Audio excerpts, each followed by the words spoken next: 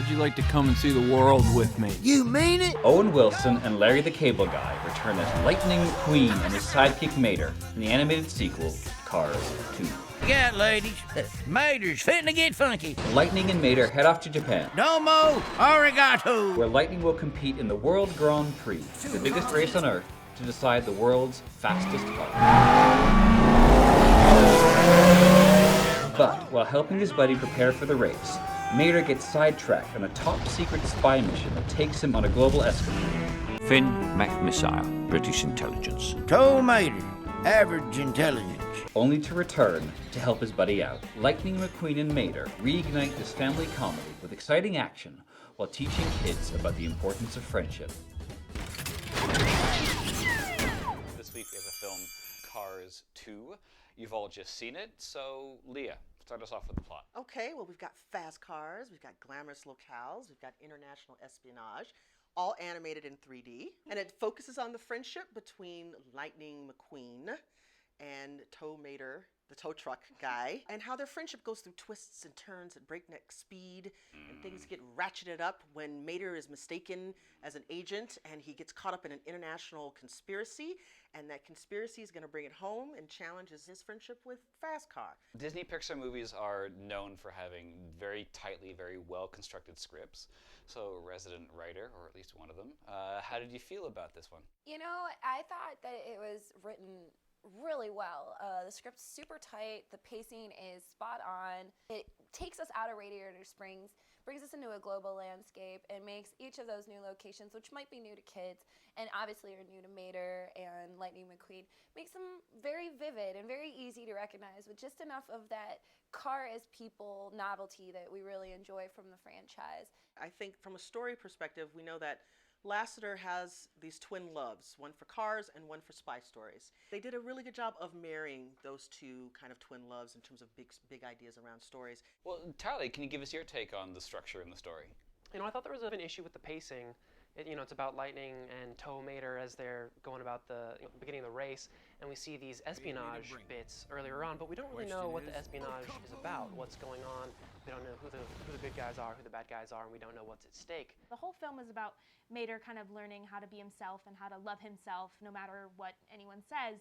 But there's this one part where they kind of take it too far, where they kind of tell Mater, like, you are who you are. Anyone who doesn't like that, you know, forget them. They're wrong. You're right. He goes from your second fiddle, or whatever you want to call it, but he's definitely a devoted groupie of Lightning McQueen. He's the best friend. And once he's eliminated from that position where Lightning McQueen's like, nah, get out of here, suddenly Mater has to find his own story. He has to find his own purpose, and he has to find his own journey. And he discovers that he's intelligent in ways that he just took for granted. And he finds a different kind of value in himself. He's better than just a good friend. He actually has a really inadvertent and non-cultivated knack for international espionage. You're leaking oil again. Must be your gaskets. Look out, ladies. Mater's fitting to get funky. I hate to say this, but he really played the part well. I mean, if you're going to think of Tow Mater, who you're going to think of, it's Larry the Cable Guy. Mater is the center of this movie, but the film has also got this slew of international stars here in the rest of the cast. So who else do we have here? We also had Lightning McQueen as the race car who sets this all in motion. Ka-chow! And he's voiced by Owen Wilson. I am Speed. Well, there's Finn McMissile. Finn McMissile, British intelligence. He's a British super spy car that's voiced by Michael Caine. This chap's had a bit of an accident. He needs a tow. Francesco Bernoulli, who is the Italian Formula One car. You will see, Francesco, like this. Played by John Turturro, the charming Italian villain that you love to hate. Those open wheels. Those open wheels. Ooh, those that open wheels. all the ladies love. Women respect the car that has nothing to hide. This is also a John Lasseter film, and he's got this mix, as you say, of little sports car espionage whimsy. How does he play out here?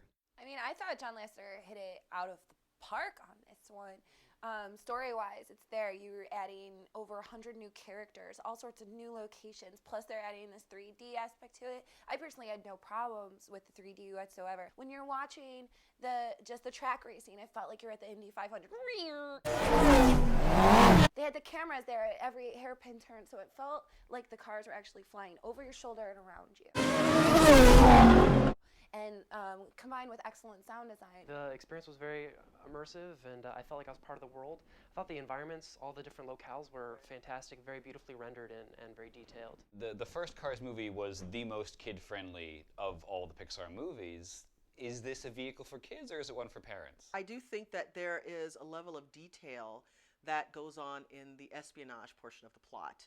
And when we're talking about alliances and double crosses and things like that, I think some of that might get lost with the kids, but I think that there's enough going on the screen that they can just distract themselves and pay attention to how great the film looks. It felt to me like the adults were enjoying the jokes a lot more.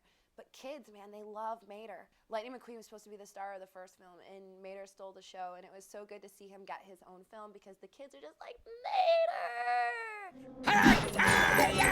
There's a bit of an eco message in this film too, isn't there? I think there's an environmental message that kids can understand, at least on some level, and certainly the adults can understand it on a deeper level. I think that Cars 2 does a good job of hiding and burying its politics. And it's clear that in some way an appeal is being made to normalize an alternative fuel source. And I think that's a good thing. So it does seem like there's a cross-generational appeal to this film despite the uncanny valley of weird-looking cars and their googly eyes. I don't think any more needs to be said, so go ahead and take your tickets. Alexia. I feel like kids and their parents should race to go see it. I enjoyed every minute of it. I say see it. The kids will have a great time, so strap them into their car seats and go see it. It manages to keep you quite amused and dazzled for a full 2 hours. So in my book, that makes it a see it. Wow, it's unanimous. That is 4 full tickets for Cars 2, so that's a see it. Cheers. Cheers.